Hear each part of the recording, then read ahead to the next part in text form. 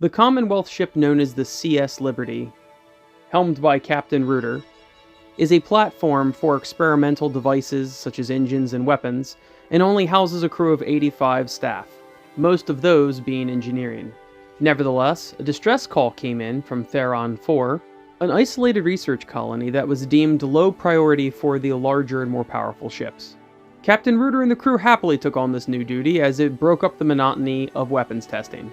Within 6 hours, the ship had made its way to the planet, and quickly a shuttle was dispatched. As is protocol for low-priority distress missions, 2 security officers, 1 medical officer, and 1 engineer were dispatched. Upon hearing what planet was the origin of the distress call, Dr. Nadla insisted that he also accompany the away team. Although Dr. Nadla outranked him, Lieutenant Commander Trask was in charge of this away team mission. He was also chief of security aboard the ship. Accompanying him is Lieutenant Mern, who was a nurse. Rounding out the security detail for this mission was Security Lieutenant Aneth and Engineering Ensign K5. After landing, Commander Trask and Lieutenant Aneth searched the property, establishing a perimeter of safety for the crew.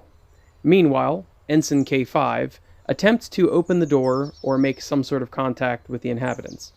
After multiple attempts with no answer, Commander Trask begins shaking his head. "Something doesn't feel right here," he said, peering out at the jungle around the facility. The doctor's beady black eyes take in the dilapidated building in front of them. Who issues a distress call and doesn't answer the door? Perhaps someone who's no longer here? K5 replies, looking up from his pad. Readings indicate there's a recent thermal trail that goes into the jungle from this facility.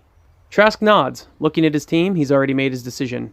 He looks at each and every one of them and says, "Alright, let's pack up and head into the jungle. Let's follow this trail, and hopefully we find our missing scientist."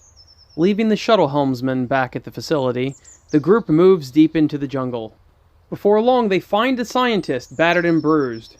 The scientist explains that one of his experiments, a mind control fungus, escaped its container and has been wreaking havoc in the local area.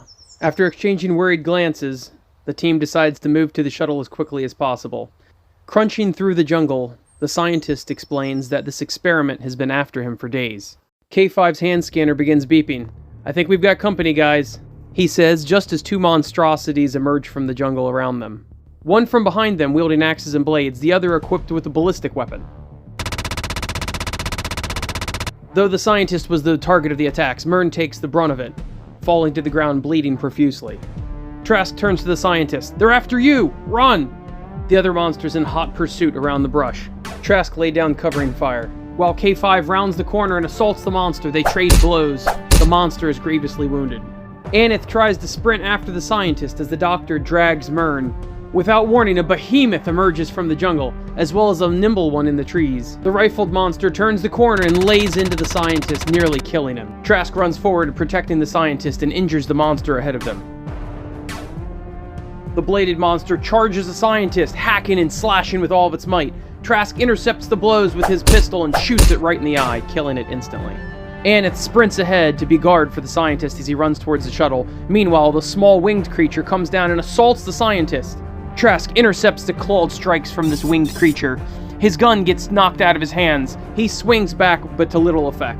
The scientist sprints towards the shuttle in a panic, but the monster rears up and charges. Aneth jumps in the way, taking the brunt of the damage and being knocked to the ground. The doctor continues to drag Mern through the battlefield, trying to keep him safe. K5 charges the winged creature, slamming his android body into the monster, throwing it into the brush, but causing little damage. The scientist lets out a terrified scream, and the away team looks in the direction he's pointing.